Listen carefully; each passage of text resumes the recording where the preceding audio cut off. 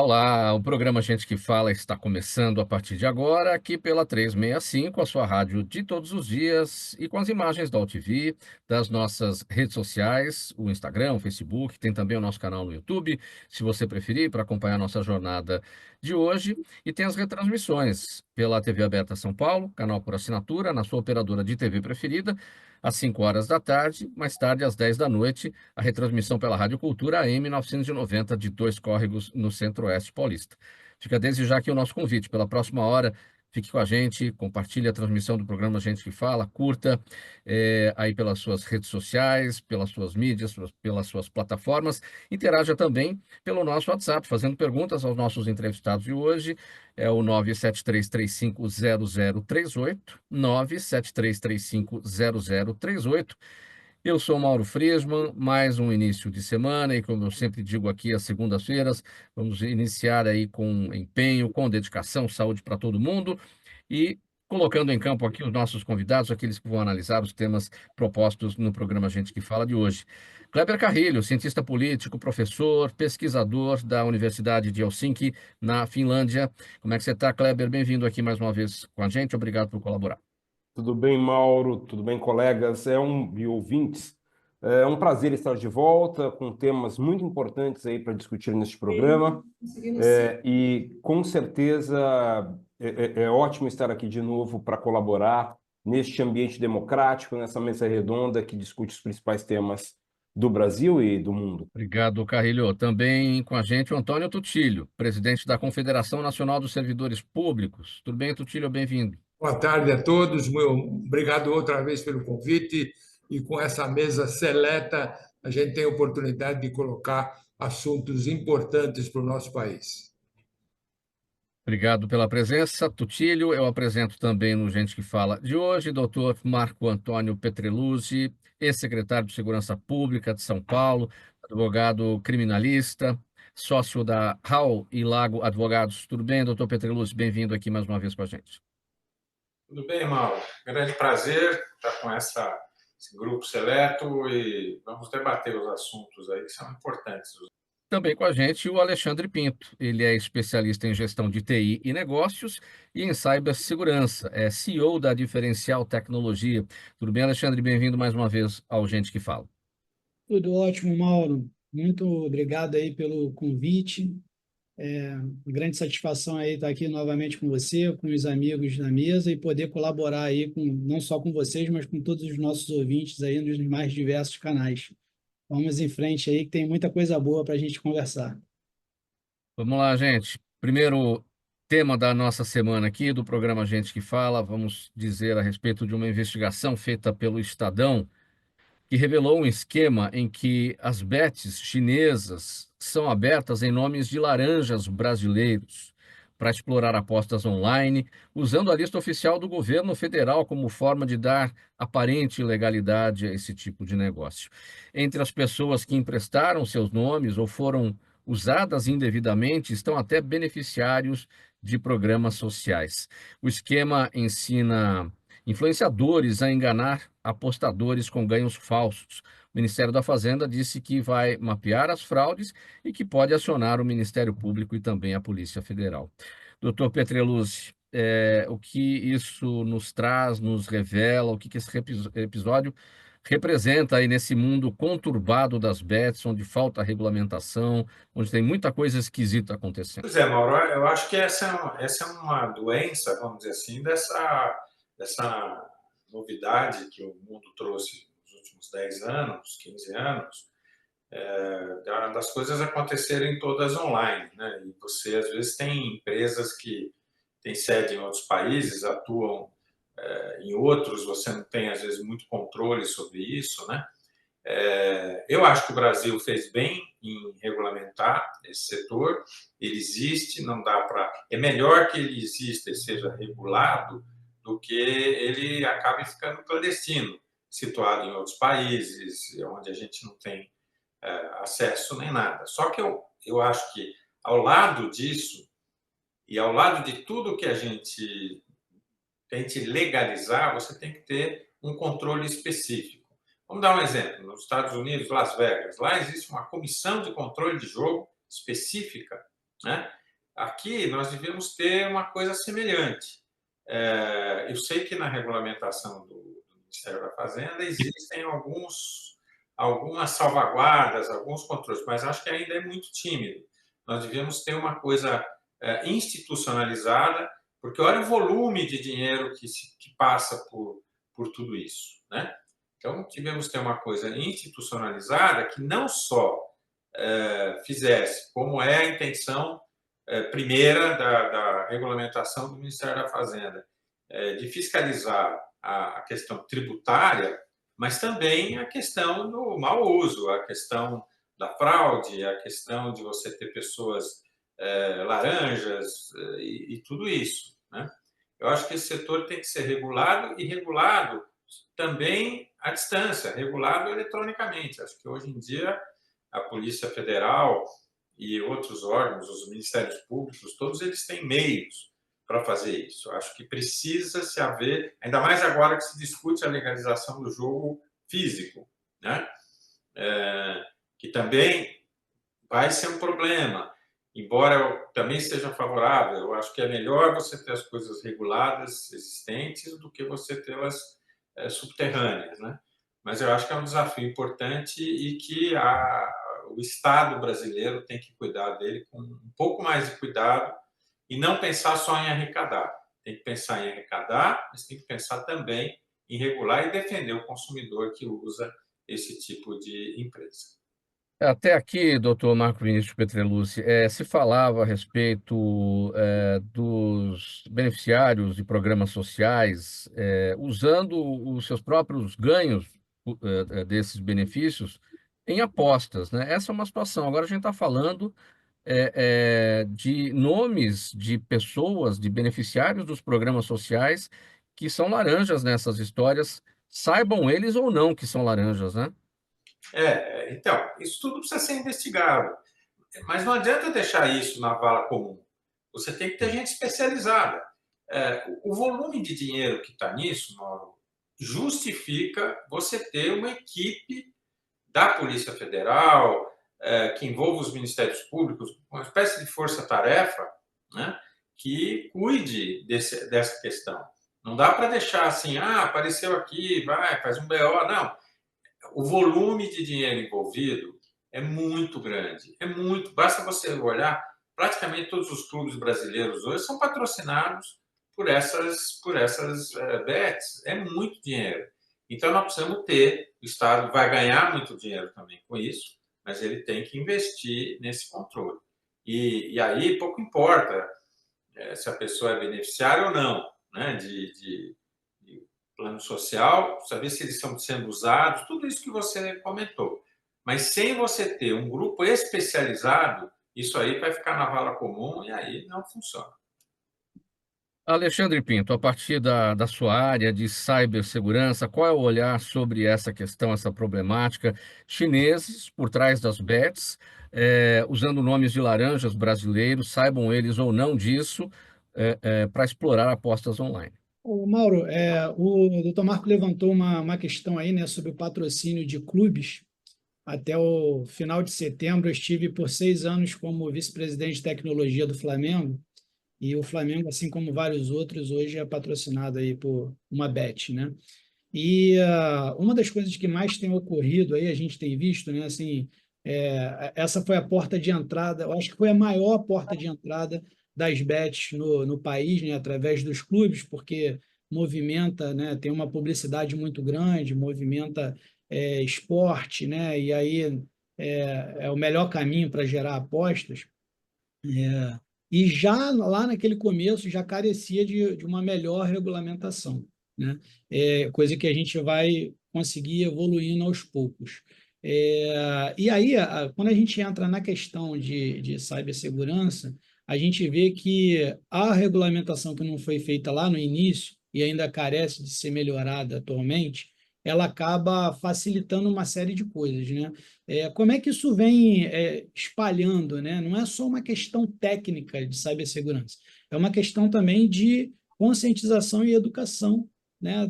As próprias bets, ao disponibilizar lá os jogos, elas deveriam, via ou regulamentação ou não, já prevê uma conscientização. Então, hoje elas espalham através dos famosos influenciadores, né? Elas pagam não só clubes, mas também influenciadores para disseminar os jogos, e aí isso vai perdendo o controle, porque já que a regulamentação não prevê uma série de coisas, tem uma série de joguinhos que vão ali sendo disseminados, e isso vai favorecendo aos golpes. E aí são golpes de todos os lados. Assim, a origem chinesa, né, que é o mote aí da reportagem, eu acho que influencia muito pouco. Né? Da onde vem, não é o nosso maior problema. Além da regulamentação, a gente tinha que ter aí incentivos para conscientizar e educar o pessoal, já que agora é permitido, como ele pode fazer. E tendo essa orientação de como pode fazer, aqueles que fazem a publicidade, aqueles que fazem o incentivo, no caso aí dos influenciadores, que eu acredito até que tem mais capacidade de influenciar do que próprio o anúncio nas camisas dos times, a gente deveria ter um cuidado e responsabilizar aqueles que estão disseminando fraudes, né? Então, a gente tem um trabalho grande aí falando de cibersegurança, que é da conscientização, educação e treinamento das pessoas, né? Onde a conscientização é por que elas têm que se preocupar em fazer ou não fazer determinadas coisas, né? Na educação você explica o que, né? O que é isso, o que isso pode te trazer de benefícios ou malefícios, e efetivamente um treinamento ali, como que eu coloco isso na prática, né? Então a gente tem uma série de coisas aí que a gente pode se aprofundar ao longo do nosso papo aqui, mas eu vejo com grande preocupação a questão da conscientização, né, e educação das pessoas, porque assim, a gente meio sem lei, todo mundo vai disseminando uma série aí de problemas, né? A tecnologia evolui e deveria evoluir para o bem, mas tudo que pode ser usado para o bem também pode ser usado para o mal, né? Então, a tecnologia evolui de forma acelerada, a gente tem as questões da inteligência artificial. Hoje, via inteligência artificial, as pessoas podem, inclusive, criar as chamadas deepfakes, né, que são cópias de áudios e até mesmo vídeo de pessoas, em geral, famosas, né? Então, eles pegam aqueles personagens, aquelas pessoas muito famosas, e aí começa, inclusive, a criar fraude em cima disso daí, né? Então, a gente tem vários exemplos de artistas aí reclamando que as redes sociais, inclusive, eles querem que elas tirem do ar, e a rede social encontra, às vezes, dificuldade, porque o negócio dissemina de tal forma, e aí, assim, é um negócio que perde-se aí o controle, né? Então, a gente ainda tem muito que ajustar nessa história toda. Kleber Carrilho, aí na Finlândia, como é que as autoridades tratam essa questão das bets, as devidas regulamentações e também a questão da conscientização e da educação aí da população finlandesa em relação às apostas online? Você sabe, Mauro, que aqui na Finlândia, lógico que estamos falando de um país muito pequeno, 5 milhões e pouco, quase 6 milhões de habitantes, então é muito mais fácil ter um controle maior, mas a presença do Estado é muito forte em diversos setores, e nos jogos isso também ocorre. A Veikkaus, que é a autoridade ligada aos jogos aqui, ela é estatal, ela explora as casas de jogos, então casas de apostas, as loterias, né? O cassino de Helsinki o cassino de Turku, acho que são só dois, tinha uma divisa com a Rússia, mas está fechado neste momento, e também os jogos online num site específico. Então, se a pessoa quiser jogar nesses jogos de bichinhos, ou se quiser jogar numa roleta virtual, ela vai encontrar isso no site da empresa oficial. E aí tem uma questão muito simples. Para que eu vou jogar num ilegal, num irregular, se eu não tenho nem certeza se eu vou receber, se eu ganhar esse prêmio? É melhor eu jogar no do Estado, que eu sei que vai me pagar corretamente e está tudo em ordem. Agora, qual é o controle que existe? Todo mundo para jogar, inclusive eu fiz, porque jogo, faço minha fezinha de vez em quando, tem que fazer um cartão específico, então uma autorização para jogar. E é óbvio que as autoridades dizem que eles fazem um controle do todo, né, da big picture, da grande foto. mas sem dúvida que há alguns, eu não tenho informações de dentro de como funciona, mas há informações sobre indivíduos que estão jogando e tudo mais. Então, assim, o controle do Estado ele precisa ser, como é o caso aqui, uma decisão política, né? O fato de no Brasil não haver esse controle tem mais a ver, uma relação muito mais clara, pelo que me parece, com certas pressões e lobby, como a gente sabe, nas várias instâncias, do que exatamente com incompetência técnica. Porque a Caixa Econômica, por exemplo, tem capacidade técnica de desenvolver uma rede de apostas e de jogos no Brasil, não sei em quanto tempo, o Alexandre pode dar uma informação melhor, mas assim, isso seria muito fácil. Né? Tecnologia existe, gente existe, mas o problema são os interesses políticos e quanto é que está chegando na mão de quem deveria controlar, em termos de pressão, de lobby, de benesses, essas coisas todas que a gente sabe como acontece no Brasil. Mas é isso, só para Tutílio, dar esse sim, paralelo aí do que acontece por aqui. vamos nesse paralelo, Tutílio, para você analisar esse aspecto levantado pelo Carrilho. Capacidade técnica no Brasil certamente existe para tudo isso. É preciso vontade política e é preciso enfrentar os lobbies, né, que são feitos. Sua análise, Tutílio. Eu acho que o grande, eu já foi bem debatido isso, mas o doutor Peterluzzi coloca muito bem que o problema é a investigação. Começou mal, né? Eu acho que nós demos uma autorização. Eu levantei aqui, a maioria são bets chinesas e 33 são registradas em nome de laranjas. 20 delas já apresentam irregularidade inicial em nome de beneficiários de programas sociais, como você colocou anteriormente. O que o governo está colocando, que no dia 1º de janeiro só vão atuar aquelas que forem autorizadas. Por que já nos fez isso antes de começar essa autorização? Eu vi aqui que eles estão pagando, pegaram um indivíduo, deram R$ 600 e ele abriu 29 empresas. E o governo está pedindo 30 milhões por licença. Por licença. Então, as operadoras são baseadas em países asiáticos e do leste europeu. Dois estrangeiros contrataram uma série de brasileiros para abrir 20 empresas. E tem um DDI do Camboja, e os caracteres são orientais. Existe um casal de Dubai querendo fazer toda essa transação. Então, existe uma série de fraudes, existe lavagem de dinheiro envolvida em tudo isso. O doutor Peterluzzi colocou bem, tem que haver fiscalização dura, rígida, para que não houver...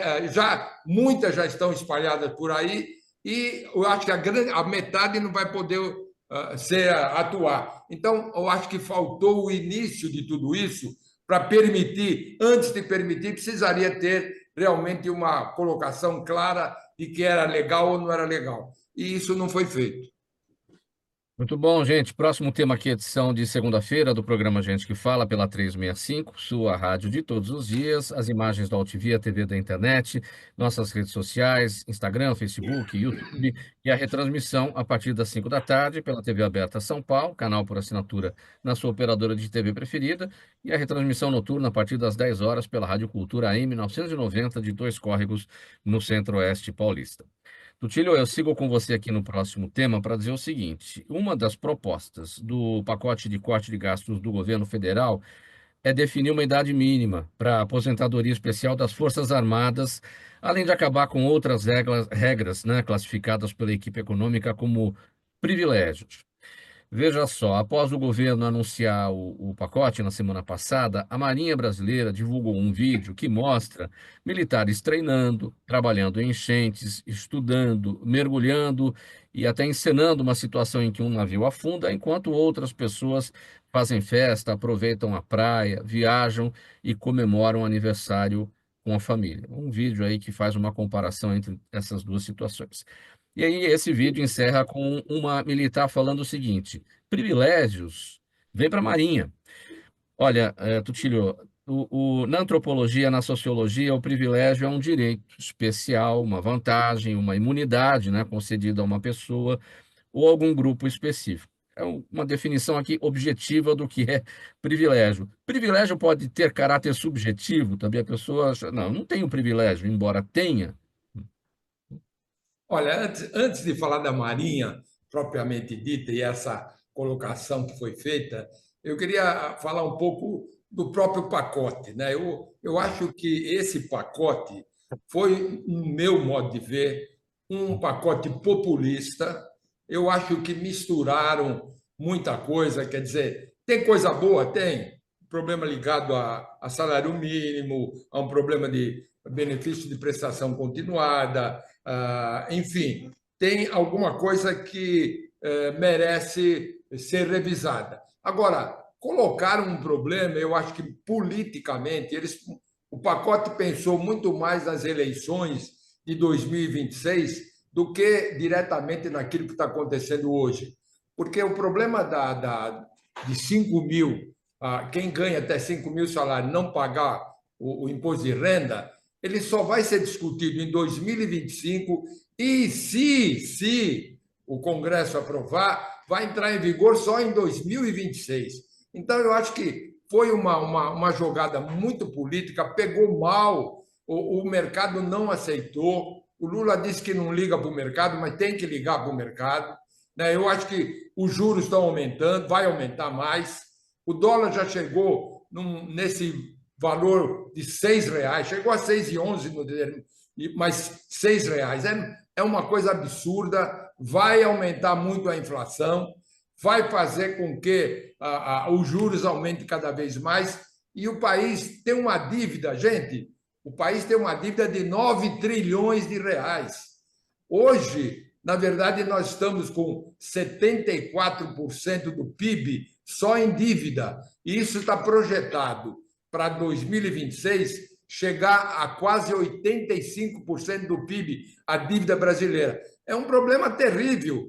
Nós temos um governo gastador, é um governo que não se preocupa num problema fiscal, e então aí surge um pacote que não é um problema muito político, e aí vem de encontro a isso que você coloca da Marinha. Eu acho que foi infeliz o vídeo que eles colocaram, porque, claro, a Marinha faz um trabalho importante, como as Forças Armadas em geral fazem um trabalho importante, mas eu acho que também, da mesma forma que todas as áreas têm que ter um controle, tem que ter alguma coisa que controle isso e reduza aquilo, a própria Marinha também tem que entrar num ambiente de redução. A prova é que, com relação aos militares, também já tem alguma redução, só pode entrar na reserva com 55 anos, tem o problema das pensões, tem uma série de coisas na área militar que também tem que dar o seu pacote de contribuição. Agora, eu acho que o grande problema é que esse pacote não envolve, por exemplo, o legislativo, né? Ou os penduricalhos que existem com deputados, senadores, etc., etc., etc. Nós temos hoje 37 ministérios que foi feito politicamente para ganhar a eleição, e hoje não se corta nada. Como é que faz? As emendas que hoje tem 60 bilhões no orçamento para emenda de parlamentar, e agora tem uma modificação que o Supremo Tribunal exigiu, só que essa modificação que eles fizeram é um tipo vão fazer um projeto para continuar tudo igual. Ou seja, continuam as emendas impositivas, continuam toda a área das emendas de comissão, já reserva 11 bilhões para isso. Então, isto não é cortado. E o povo, em geral, é prejudicado, porque o grande problema é que nós é que estamos pagando a conta.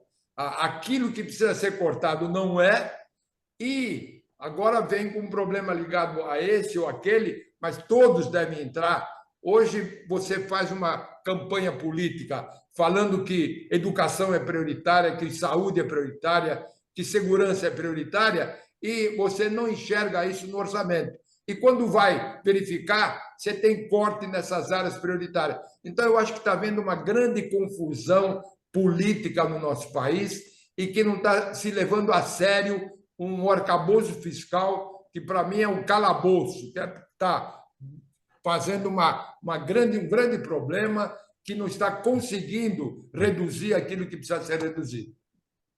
Doutor Petreluz, essa defesa da Marinha na divulgação desse vídeo, né, após a divulgação do pacote de corte de gastos do governo, a respeito do privilégio, né, que eles claramente, a partir desse vídeo, querem dizer que não tem, né? Tá faltando autocrítica, na verdade, porque assim, eles comparam, né, o trabalho da Marinha com pessoas que fazem festa, aproveitam a vida, fazem viagem, vão à praia, enfim. Isso não é privilégio, isso é um direito de cada um de ter o seu próprio lazer, não é verdade? Aliás, o direito até daqueles que compõem a Marinha de fazerem as mesmas coisas, né?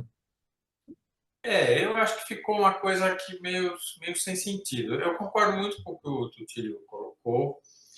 E tem uma coisa, e o Tutílio conhece isso bem, né?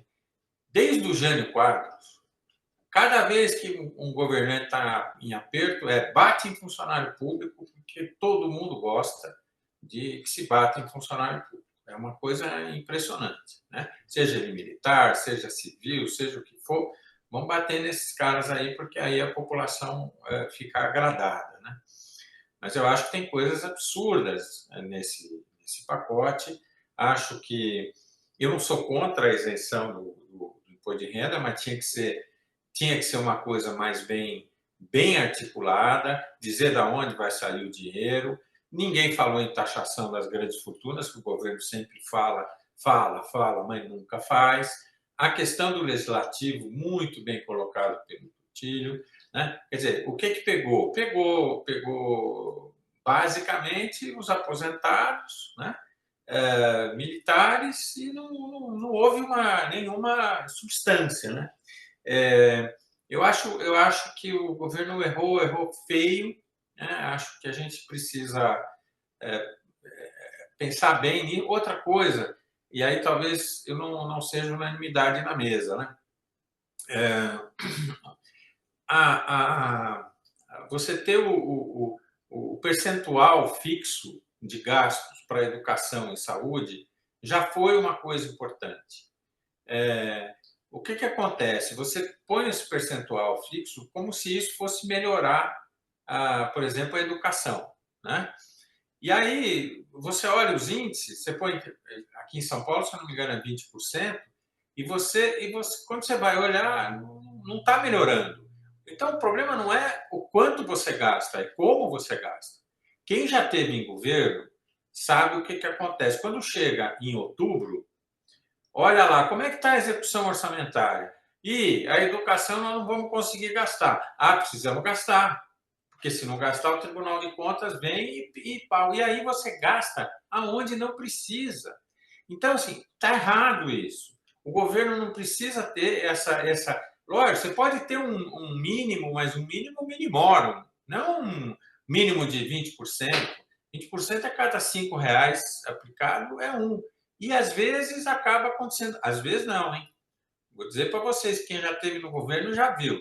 Muitas vezes, chega no fim de outubro, corre nas outras secretarias, corta tudo, joga para a educação e aí compra livro que não precisa, vídeo que não precisa, gastos que não tem necessidade. Então, nós precisávamos de uma reforma que cuidasse de tudo isso, do gasto do governo e também no gasto social.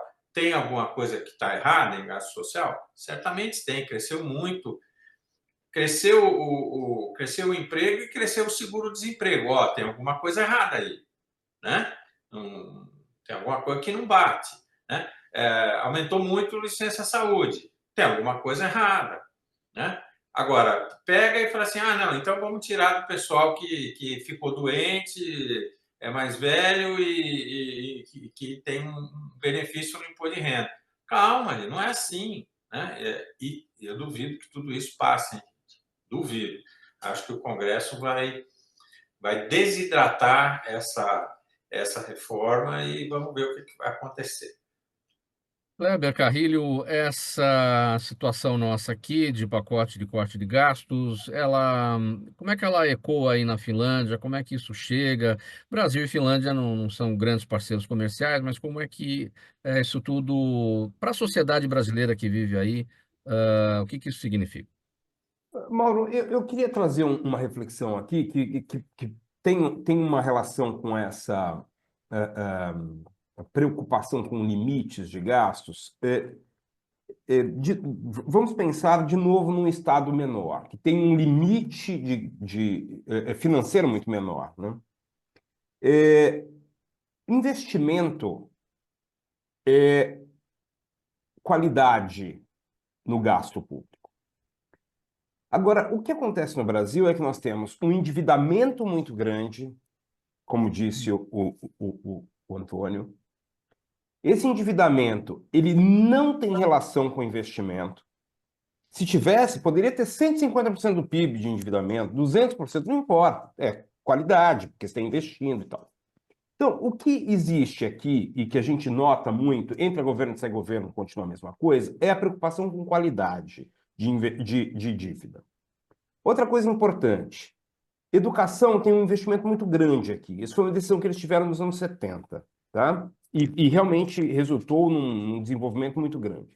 Só que é um investimento muito ligado a, principalmente, salário, a partir de especialização do professor. Então, aqui você vai encontrar o professor de ensino básico, ensino fundamental, melhor dizendo, com salários muito similares, por exemplo, ao professor universitário, mas com uma formação também muito similar. Então, é o cara que tem um doutorado, pelo menos tem um mestrado, e esse investimento ele resulta também num controle muito forte. O que acontece no Brasil também, e o Dr. Marco estava falando sobre isso, é esse investimento, esse gasto que não é investimento, que é absolutamente sem controle, e mais, essas porcentagens, elas são gastas sem nenhum controle social, ou um mínimo controle social. Se a gente pensar em métodos de avaliação para um professor de ensino fundamental no Brasil, a gente tem problemas muito sérios.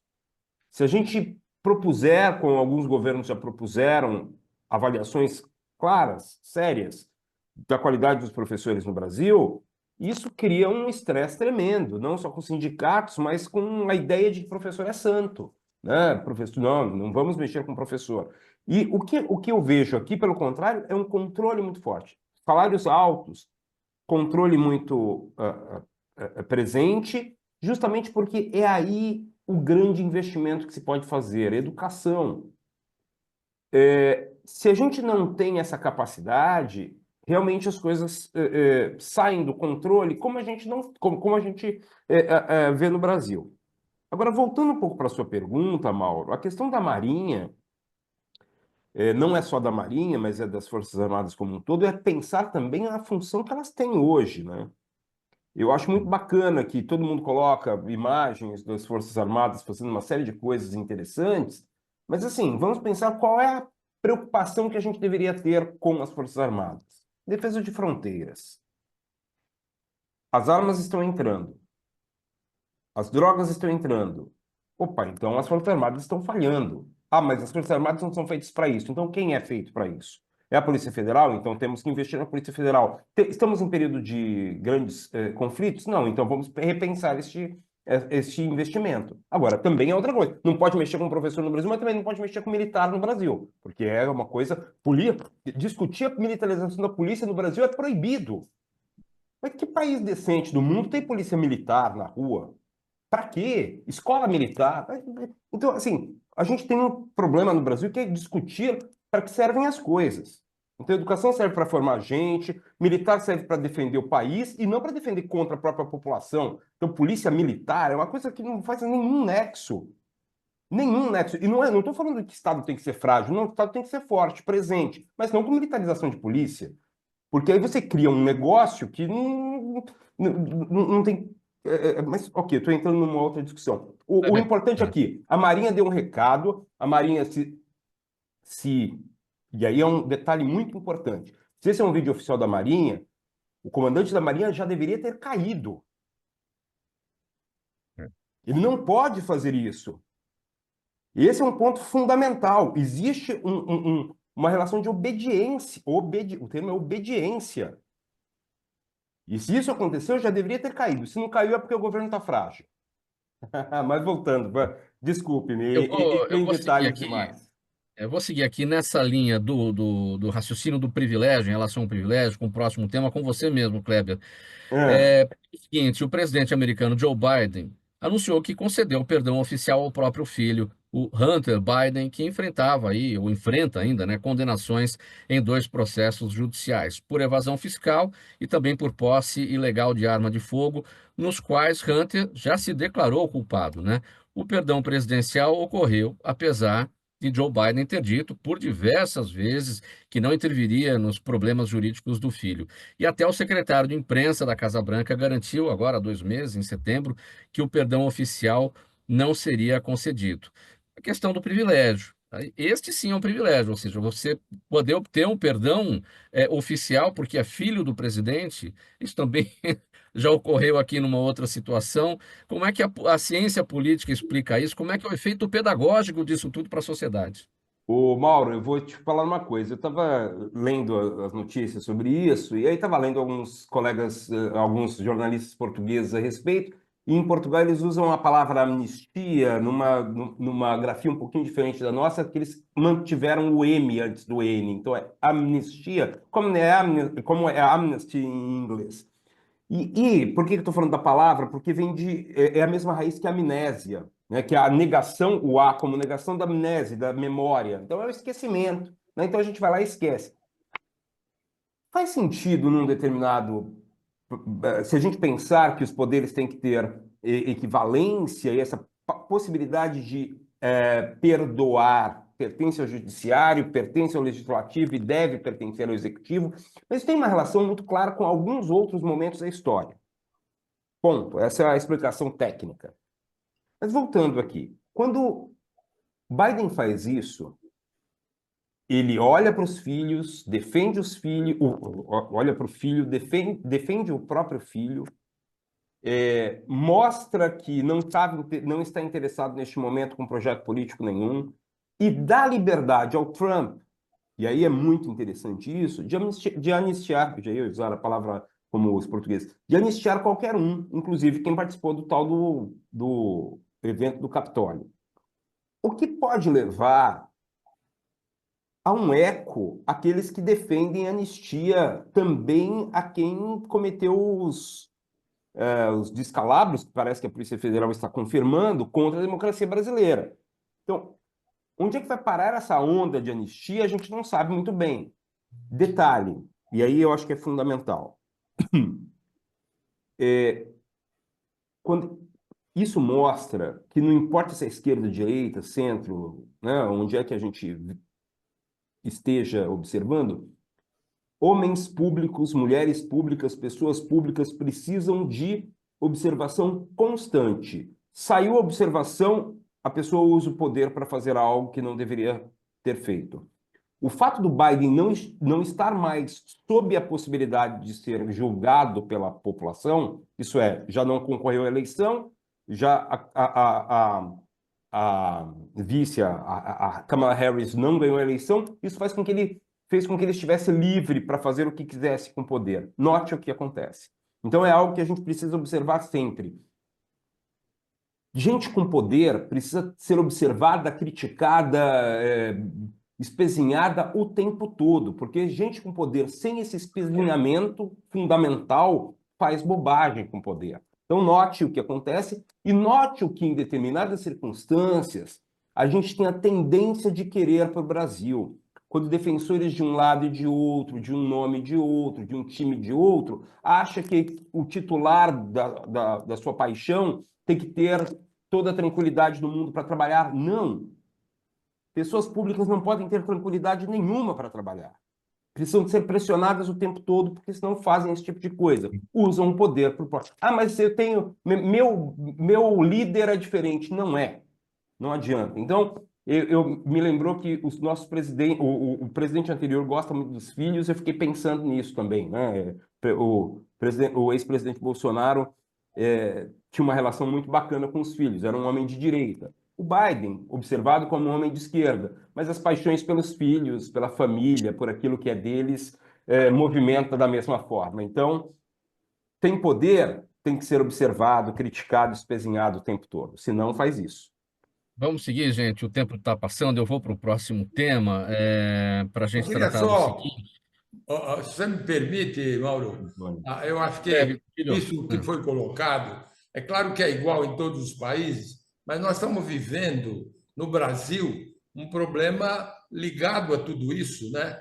Em que a gente tem um 8 de janeiro aí que foi feito de uma forma completamente errada, prendeu todo mundo, e aí o próprio doutor Marcos Petroluzzi pode verificar isso com muita propriedade. Nós temos um Supremo Tribunal Federal que está realmente contrário à nossa legislação.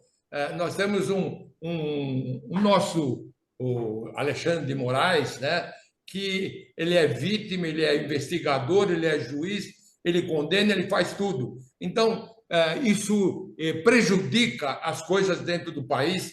Ninguém está aqui vendo problema desse ou daquele, esquerda ou direita. Nós queremos que a legalidade seja assumida no país e nós estamos percebendo que o Supremo Tribunal Federal não está seguindo aquilo que é da própria lei. Então, acho isso um absurdo total. Para puxar esse fio que o doutor Tutílio fez aqui, puxou, vamos lá, doutor Petroluzzi, bem breve, para a gente ir para o próximo tema. Eu não sei se eu concordo muito com o Tutílio pelo seguinte, eu acho que no caso da investigação recente da tentativa de golpe de Estado, eu não vejo o Alexandre como vítima. Na realidade, a vítima é a sociedade, a democracia. Ele e o Lula ou o Geraldo Alckmin serem vítimas eventuais não é a razão fundamental da ação dos revoltosos, né, dos golpistas.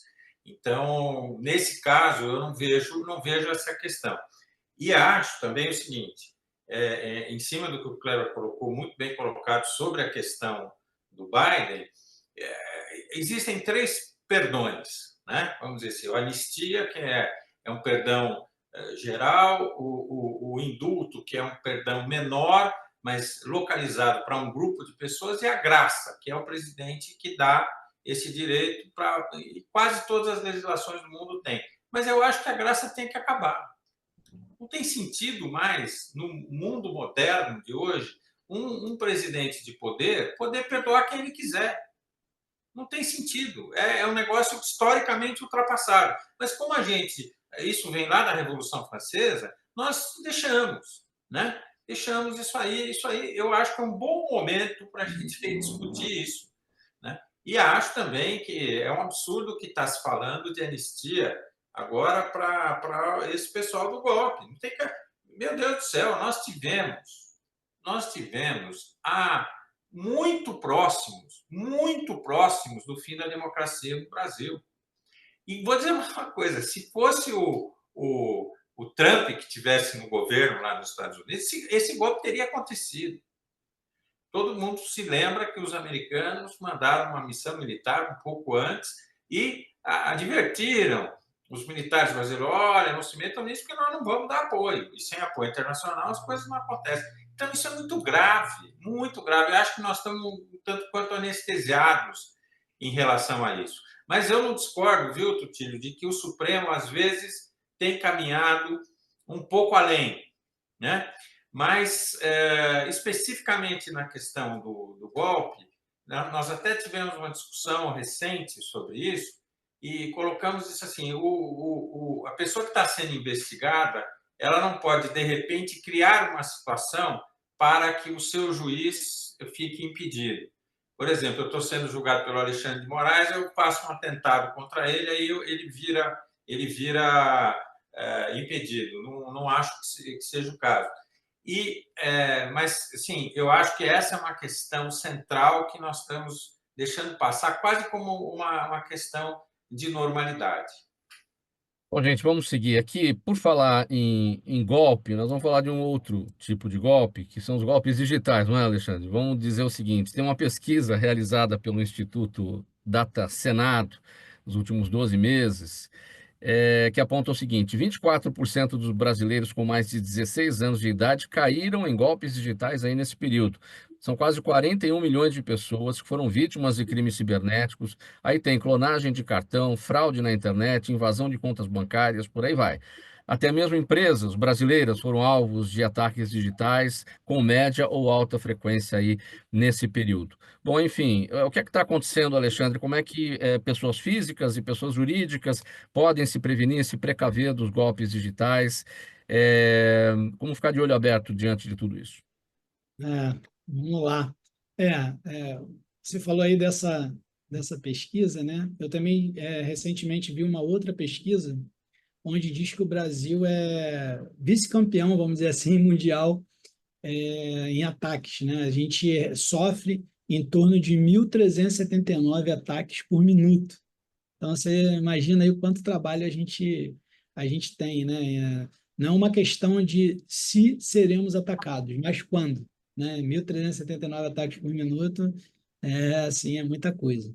Então, assim, o grande lance, assim, é possível, sim, a gente fortalecer a questão de segurança cibernética, né? Tanto do ponto de vista pessoal quanto do ponto de vista profissional, né? Das empresas jurídicas, vamos dizer assim, e ter, de certa forma, aí, uma estrutura tecnológica que nos dê um mínimo aí de garantia, né? O objetivo, no final das contas, é a gente reduzir as nossas vulnerabilidades, né? Então, a gente tem aí como implementar boas práticas de segurança, tanto na nossa vida pessoal, no dia a dia, bem como criar estratégias aí um pouco mais robustas para proteger as nossas empresas, né? Seja nossa proprietariamente dizendo, ou mesmo aquelas que a gente trabalha, aquelas que a gente dá expediente, né? Então, assim, são muitos ataques mesmo. Eu falei um pouco antes aí com a questão da inteligência artificial, que tem, inclusive, aumentado a questão, né, dos golpes. Então, a gente tem aí uma série de questões a tratar que eu vejo como assim, muito desafiador é que assim a evolução da tecnologia é constante e das ameaças também, né? E as pessoas elas precisam assim como na questão lá das bets, né? A gente precisa de muita educação, de muito treinamento, porque cada vez que passa né, a tecnologia vai ficando mais complexa, seja assim, a gente tem verdadeiros computadores na mão, né, que são os nossos celulares, né? Já celulares virou smartphone e cada vez mais a gente tem um computador na mão. Então a gente tem, no final das contas, que ter medidas assim preventivas. Definitivamente a prevenção ela é muito mais barata, vamos dizer assim, né, do que a correção do problema. Então, você falou aí de golpes, né? Falando, vamos começar aqui pelas pessoas físicas, cada vez mais tem golpes. Então, a gente tem algumas questões que a gente pode fazer para a gente evitar esses golpes, né? Assim, em geral, a maioria dos golpes, as pessoas pensam, né, que os ataques cibernéticos é um hacker, né, numa sala escura ali, digitando, tentando atacar os computadores da empresa, os teus celulares. Mas não, em geral, isso, na maioria das vezes, é feito por engenharia social, por exemplo. Então, o cara te manda um link, né? Esse ainda, nessa mesma pesquisa que eu citei, de 1.379 ataques por minuto, também é dito que um dos maiores ataques, né, os mais comuns, são aqueles que são chamados de phishing, que você recebe um link, né, via e-mail, via SMS, via WhatsApp, seja um aplicativo, e aí, em geral, a pessoa vai lá e clica naquele link, e pior do que clicar num link que ela não conhece, que ela recebeu ali, ela ainda coloca, muitas vezes, as informações dela, né, que às vezes são informações pessoais e informações financeiras até mesmo, né, achando que em alguns momentos foi sorteado e ganhou um prêmio. Então, aí vem a questão da educação, né? Não existe almoço grátis, né? A gente sempre fala isso. Então, você foi sorteado, você... No outro dia, assim, uma coisa até contar aqui para vocês, eu estava justamente dando uma entrevista falando sobre golpes virtuais e a repórter que estava me entrevistando falou assim, olha, eu acabei de receber aqui uma informação de que eu ganhei um smartphone que basta eu colocar o meu CEP que vão entregar na minha casa e que para isso eu tenho que fazer um pequeno depósito. Pois E é. você imagina, um pequeno depósito para ganhar um negócio que custa 5, 6 mil reais, Então, né? Alexandre, o problema ele passa muito menos por instrumentos tecnológicos de defesa, de escudo, né, contra esses ataques, e muito mais por educação digital, né? As pessoas acabam caindo nessas situações porque essas promessas são tentadoras, né? Tentadoras diante de uma educação digital muito frágil e de pessoas que têm problemas financeiros, enfim, que se veem levadas, né, por essa situação. Nossa, eu vou ganhar agora um prêmio muito legal, muito bacana, e aí acaba caindo no golpe, né? Então a Exatamente. educação digital é o caminho número um aí, né? Exatamente. A educação é o primeiro caminho, né? As pessoas entenderem de uma vez por todas que, como eu falei um pouco antes, não existe almoço grátis. Elas têm que tomar alguns cuidados, né, com os seus equipamentos, manter os equipamentos atualizados. Questão de senha, em pesquisa também recente, por incrível que pareça, as pessoas ainda negligenciam a senha, né? E bota senhas numéricas de 1 a 6, de 1 a 8, de fácil assim, tentativa, né? Então, botar um duplo fator de autenticação, além de uma senha um pouco mais robusta, senhas de até 8 números são facilmente descobertas. Então, você pode Mas, combinar ó, com duplo Alexandre, D, posso te fazer uma pergunta? claro. Você não acha que também as operadoras têm alguma responsabilidade nisso? Porque, pô, vem milhões de mensagens do mesmo lugar. Operadoras não estou falando só de internet, mas de celular, de tudo, de SMS. Quer dizer, tem que ter algum tipo de controle deles também, você não acha? Olha, é difícil para as operadoras controlar o que você recebe de outro número, né? Então, vamos supor aqui que eu te mande uma série de links maliciosos. Como que a operadora ela deveria ter que auditar as mensagens? Aí a gente interferiria na questão do sigilo, né? Então, se ela para ela perceber que eu, por exemplo, estou te enviando um link malicioso, ela teria que primeiro auditar. Então, a gente entraria numa outra seara que seria do sigilo. Então, isso eu acho extremamente difícil. Até porque SMS é o que é menos utilizado hoje. O que mais é utilizado são os links por WhatsApp e por e-mail. Então, o SMS que passa essencialmente pelas operadoras seria o menor. Mas aí a gente chegaria nessa questão de uma auditoria. E para ela fazer uma auditoria, além do sigilo, ficaria mais caro, porque ela ia ter que, né, fazer um filtro, analisar a mensagem para aí saber se você pode receber ou não. Então, acho que essa parte seria bastante Alexandre, complicada. uma pergunta aqui da nossa audiência, Alexandre, o Mikael, ele diz assim, segundo uma das grandes multinacionais de cibersegurança, o Brasil é o segundo país no mundo com roubo de dados de cartões de pagamento. Em que medida esses vazamentos podem impactar na nossa segurança bancária? É o Mikael que te pergunta, bem breve.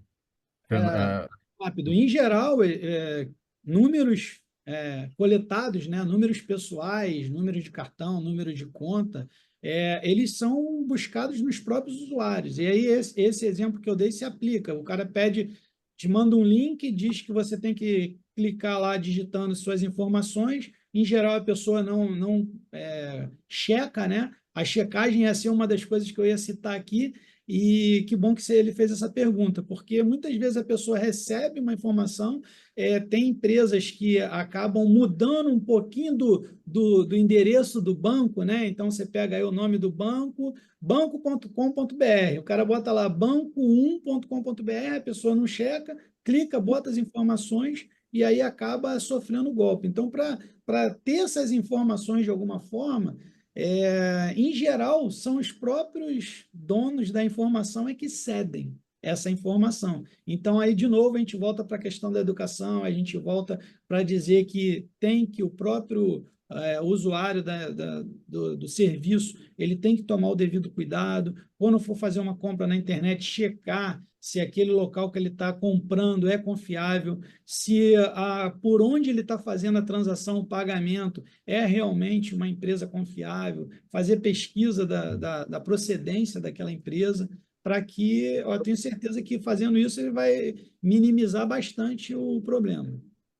Doutor Petreluzzi, em poucos segundos também, 15 segundos no máximo, aqui naquele tema a respeito do GSI, que pressionou investigadores no caso do planejamento do golpe, isso tudo está no relatório da Polícia Federal. Havia, segundo a investigação da Polícia Federal, uma iniciativa aí para pressionar os investigadores da Polícia Federal, e eles poderiam, né, por essas intimidações, ser presos se cumprissem ordens que atingissem Bolsonaro ou seus próprios aliados. O Jonas faz uma pergunta aqui para o senhor, doutor Petreluzzi: como uma organização como o GSI, o Gabinete de Segurança Institucional, pode ser punido a respeito dessa intimidação? Acho que tem que investigar e tem que punir as pessoas físicas que ocupavam naquele momento como co-conspiradores. E as penas são altas, até porque o rompimento da normalidade democrática é um crime bastante grave. Acho que a investigação chegará aí, sim.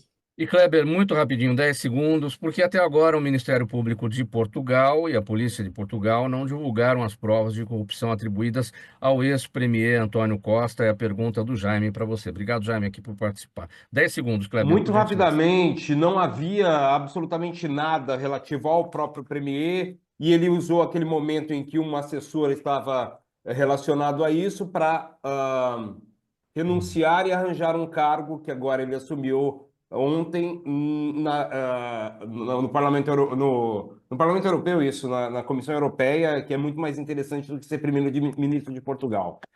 Na verdade, foi uma opção política dele. Muito bom, gente. Abrimos muito bem a semana aqui do programa Gente que Fala, e o agradecimento a vocês, em nome de toda a nossa equipe aqui, pelas presenças, pelas participações. Kleber Carrilho, cientista político, professor e pesquisador na Universidade de Helsinki, na Finlândia. O doutor Marco Vinícius Petreluzzi, ex-secretário de Segurança Pública de São Paulo, advogado criminalista, sócio da Hall e Lago Advogados. Antônio Tutilho, presidente da Confederação Nacional dos Servidores Públicos, e o Alexandre Pinto, especialista em gestão de TI e negócios e também em cibersegurança. Ele é CEO da Diferencial Tecnologia. O programa Gente que Fala é sempre realização da ABCom, 23 anos no ar. Apresentação minha, Mauro Frisman, a Zenilda Salvato, nossa diretora de produção, e o jornalista Fausto Camunha, o nosso diretor-geral. Mais uma vez, o agradecimento a todos vocês e também a nossa audiência, você, espectador, internauta, ouvinte, a razão da nossa presença sempre por aqui. A gente volta amanhã pela 365 e pelos demais canais de transmissão. Obrigado pela audiência. Tchau, até amanhã.